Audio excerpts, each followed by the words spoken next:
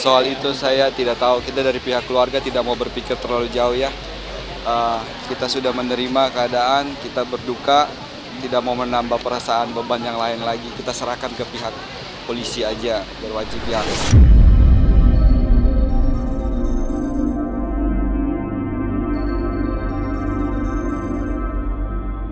Indikasi kalau melihat tragedinya itu mungkin ada kaitan dengan lawan politik atau lawan bidang usaha. Karena tidak lazim ada ledakan gitu. Ledakan itu bukan di titik ledakan alur bahan bakar, tapi ledakan yang dekat bahan bakar.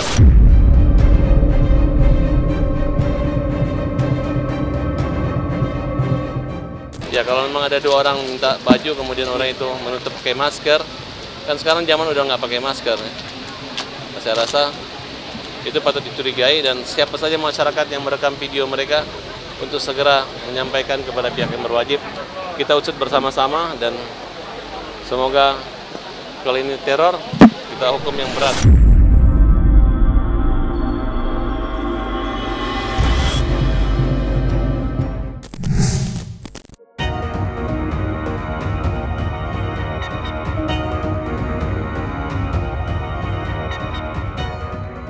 Kisah pilu berpulangnya Benny Laos memang masih meninggalkan duka yang begitu perih bagi keluarga dan para kerabat.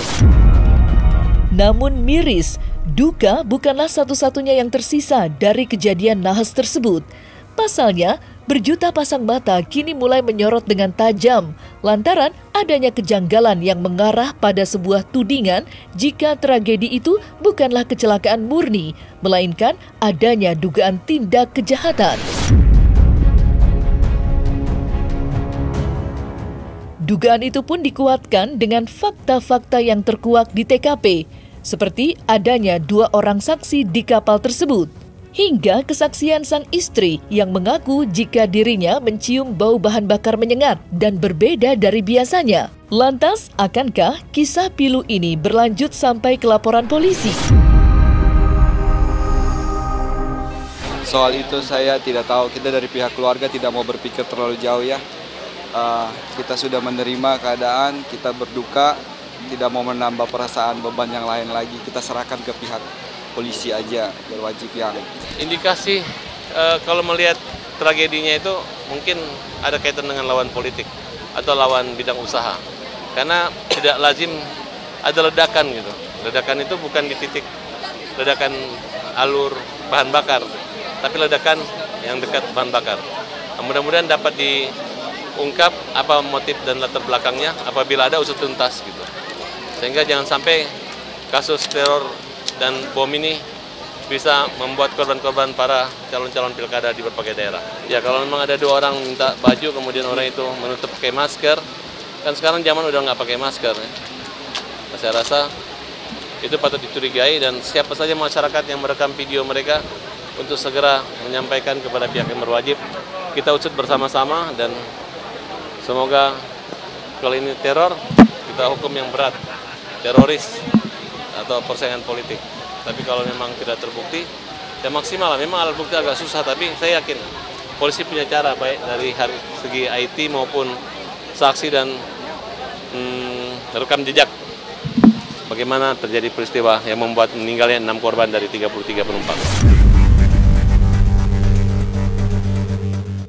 Seperti yang diketahui, mendiang Benny Laos berpulang usai mengalami kecelakaan di mana speedboat yang ditumpanginya meledak dan terbakar dalam perjalanannya ke Pulau Taliabu.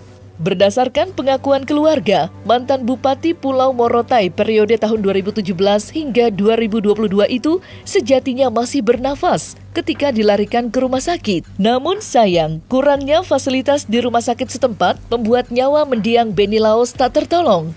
Dengan suara lirih, Robert Juanda pun menceritakan kisahnya berjuang mengevakuasi mendiang sang kakak ipar.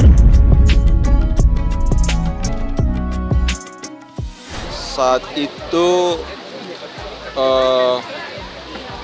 Pak Benny dibawa ke rumah sakit dan denyut nadinya masih ada, tapi memang lemah.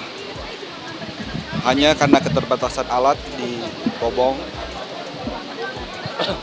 1 jam kita pantau, kalau nggak salah pun masih ada dan lemah. 2 jam kemudian kita dapat kabar lagi sepertinya udah sulit. Tapi kita masih melakukan pompa manual. Di sana hanya oksigen dan pompa manual untuk pernapasan.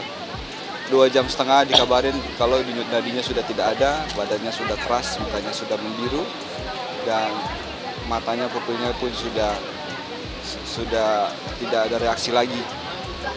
Kita berupaya mengirim helikopter dari tempat terdekat manapun, hanya saja kita terkendala di waktu. Kita pun upaya lewat jalur laut juga, kapal semua kita kirim dari Sula, dari Sanana, semua kita kirim. Tiba di malam hari, mau berangkat cuacanya buruk, tidak bisa. Jadi setelah diskusi dengan Ibu Sherly pun, kita pikir mau tunggu berapa belas jam kemudian, baru besok pagi baru bisa dievakuasi. Apa kita tega, kita pompa terus belasan jam lagi, kondisi Bapak sudah seperti itu. Jadi akhirnya kita ambil keputusan Bapak dimandikan saja, biar tidak menyiksa Bapak lebih lanjut lagi. Dan setelah itu kita formalin. Di sana pun formalin tidak cukup, hanya dapat 4 aja. Karena kita masih menunggu waktu yang cukup lama, besok pagi 5:30 baru helikopter bisa datang jemput. Kita menggunakan es untuk pengawetan, biar bisa tahan sampai besok pagi. Apa yang sebenarnya terjadi di balik kejadian nahas yang menimpa mendiang Benny Laos memang masih menyimpan banyak tanya. Namun apa mau dikata, ia kini telah berada di tempat lebih baik, di pangkuan Sang Maha Pencipta. Kemarin, mendiang Benny Laos pun telah dikebumikan di Komplek Taman Pemakaman San Diego Hills, Karawang. Dengan dipimpin oleh ketiga buah hati mendiang Benny Laos yang membawa potret sang ayah, prosesi pun berjalan penuh haru dan air mata duka. Apalagi sang istri tercinta tidak dapat menyaksikan secara langsung, mengingat kondisinya yang masih sangatlah payah. Dan seperti inilah momen haru dikebumikannya mendiang Benny Laos.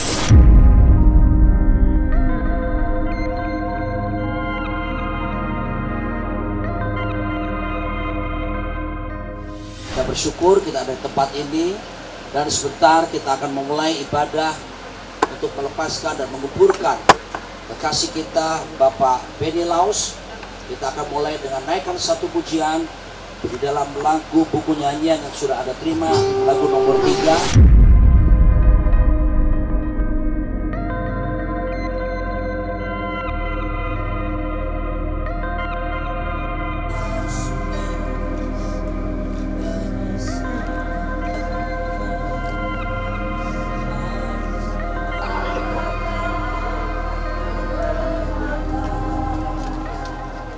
Tentu kita semua merasa kehilangan ya, Bapak ini sosok yang unik, cukup dekat, orangnya apa adanya, makanya semua orang merasa dekat. Apa yang dia lakukan, yaitu dia.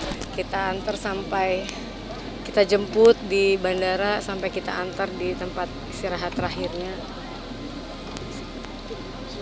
Ya, kami undang Bapak Ibu yang mungkin. Semoga Bu Sherly diberi kekuatan dan keluarga diberi kekuatan. Anak-anak diberi kekuatan, tabah, dan itu aja.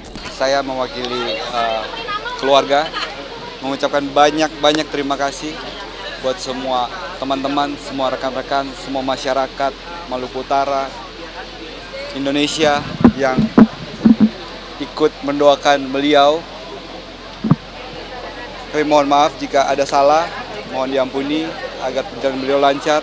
Kami percaya beliau orang baik, beliau sudah berada di tempat yang terbaik saat ini.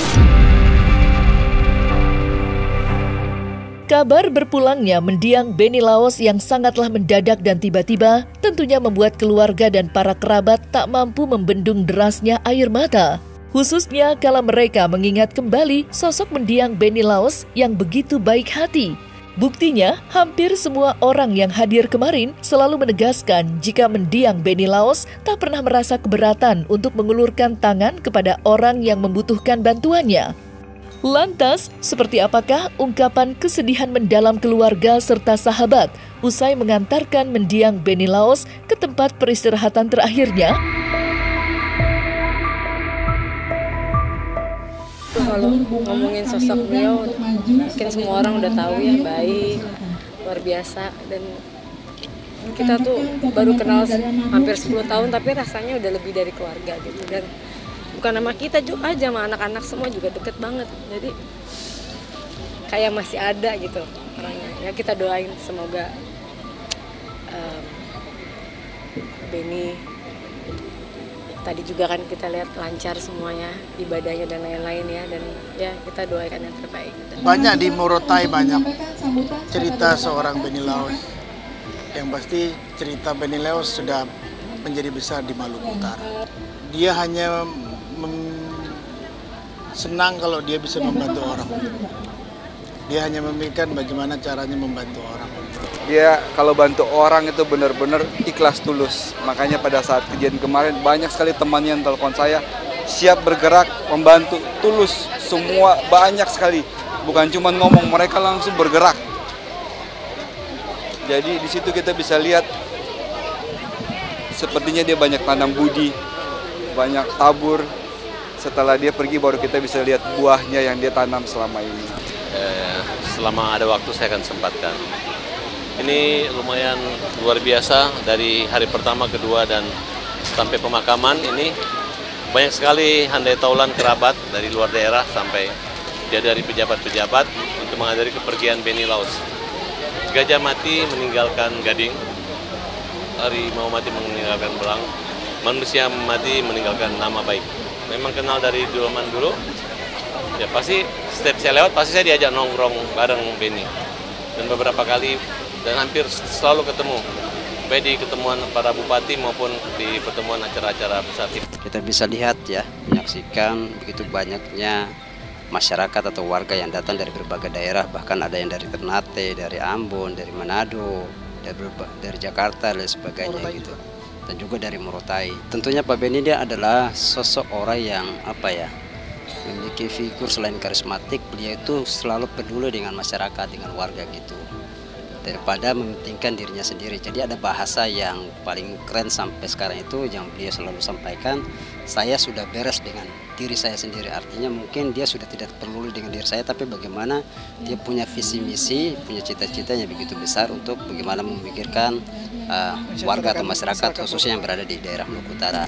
Saya selalu berpikir Pak Beni akan punya umur yang panjang karena dia hatinya baik, dia menolong orang, dia selalu berikan,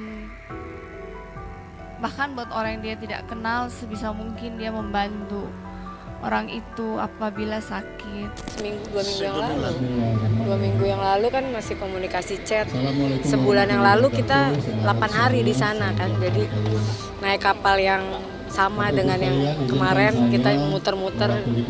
Jadi kaget, kita mikir bukan lebih masalah kita pernah di kapal itu sih, udah nggak kepikir itu. Yang lebih kepikir adalah masih shock karena kayak semalam kita nyampe rumah kan, kita tiap hari pergi ke sana kan, terus nyampe rumah kita kayak Mas Ana, aku kok kayak ngeliat mukanya kan, dia suka kayak gitu mukanya kan, kalau ke kita gitu suka bercanda, kayak masih ada gitu.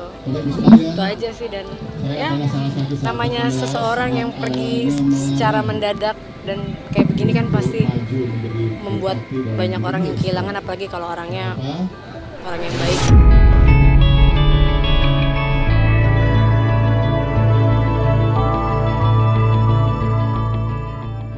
Terlepas dari itu semua, sosok Shirley Juanda, istri mendiang Beni Laos pun tak kalah menjadi sorotan belakangan ini. Bukan tanpa alasan, beberapa partai politik kini memiliki rencana untuk mengusulkan agar Shirley melanjutkan perjuangan sang suami tercinta sebagai calon gubernur Maluku Utara pada Pilkada 2024 mendatang. Lantaran sepak terjangnya yang selalu mendampingi sang suami kala berkampanye dan belusukan selama ini. Tidak main-main, Shirley sudah mengantongi dukungan dari 8 partai politik, termasuk partai mendiang sang suami.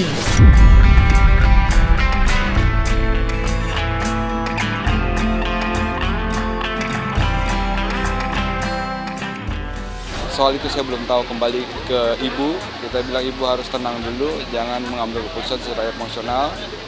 Jadi setelah beberapa hari berpikir, sepertinya dia akan meneruskan mimpi bapak karena dia tidak ingin Bapak berakhir dengan sia-sia.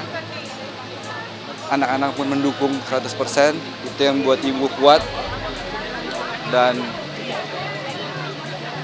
ya, kita lihat proses pemakaman sudah selesai. Setelah ini kita fokus untuk proses pengobatan Ibu. Saya sampaikan kepada anak-anak Benilaus bahwa kamu harus support ibumu yang hari ini nggak hadir di pemakaman. Karena itu merupakan perjuangan resiko daripada menjadi pemimpin. Mudah-mudahan ibu kamu bisa melanjutkan perjuangan bapak kamu dukung terus. Ada yang terbaik, ada rencana Tuhan yang lain di sini. Ayah kamu sudah dalam keadaan tenang di surga dan mati dengan membawa nama baik. Tolong dijaga dan anak-anak harus lebih baik daripada bapaknya.